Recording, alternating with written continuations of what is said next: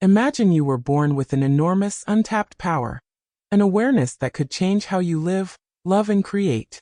Now imagine that from the first day of school, from the first TV show, from the first behave and be careful, you were gently taught to forget it.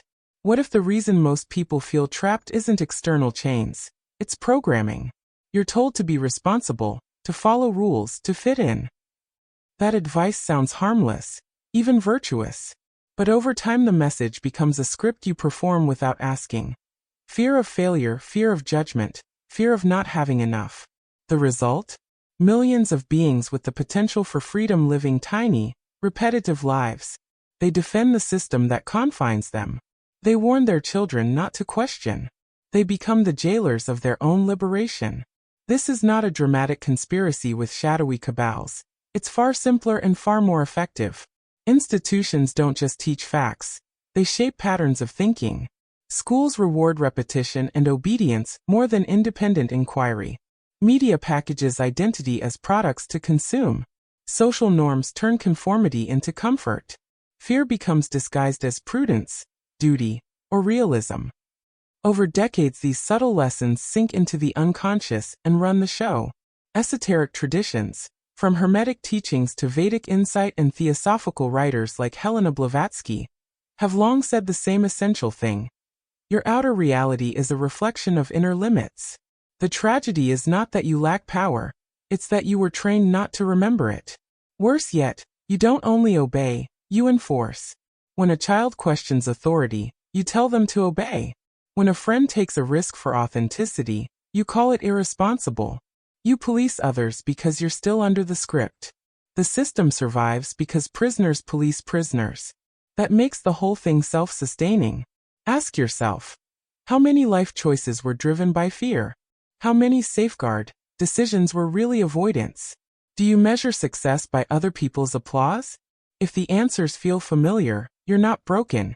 You've been socialized. The good news: this programming can be unlearned. This is crucial. Awakening is not another set of beliefs to collect. It's not an intellectual upgrade. It's not membership in a group. Real freedom is a deprogramming, a peeling away of conditioned reflexes, so your original nature can re-emerge. That's why old spiritual and mystical practices emphasize silence and direct seeing.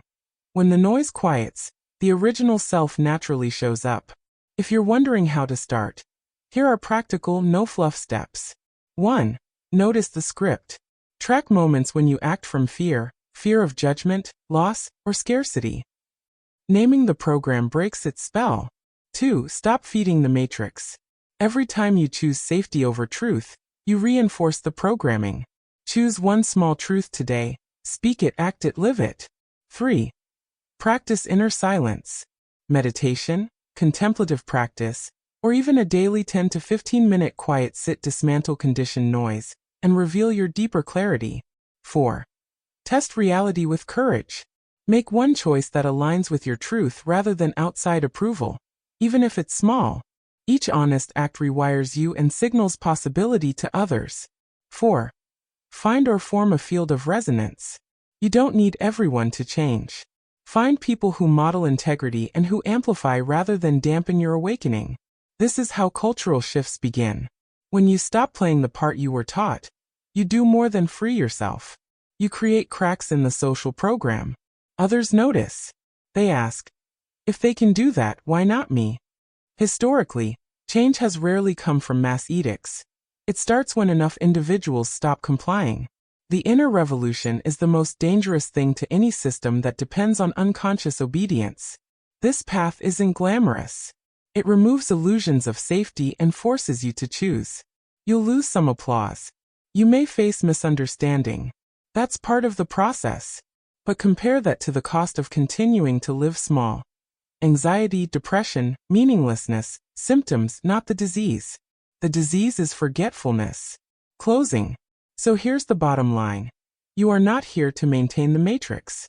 You were born with a capacity that can't truly be owned by institutions or opinions. The work is simple but not easy. Notice, stop feeding, practice silence, and act from truth. Start today with one small honest choice. Remember, freedom was never something to be given to you. It's something you remember to live.